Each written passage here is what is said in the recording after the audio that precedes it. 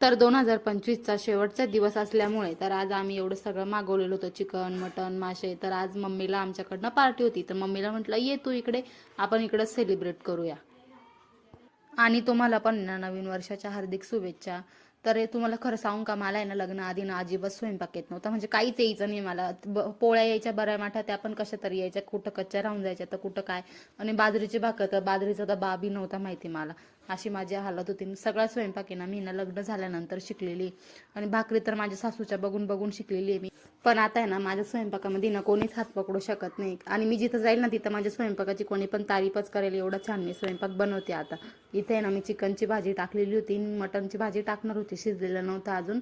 त्याच्यामुळे म्हटलं आधी चिकनची भाजी टाकून घेते, नंतर मग मटनची भाजी करते. इथं मासे फ्राय करत होती मी. तर मासे ना मी पहिल्यांदाच फ्राय करणार होती, कारण आहे ना दरवेळेस माझी मम्मीच करते, पण ह्यावेळेस मम्मीला म्हटलं दाखव मीच करते म्हटलं मासे फ्राय.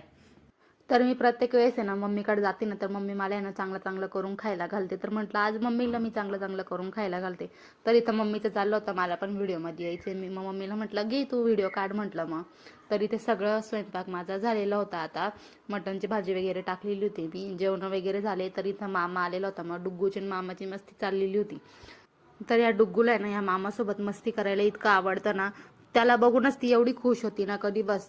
तर इथं त्यांची अशी त्याला मस्ती चाललेली होती, मस्त त्याच्यासोबत खेळत होती ती.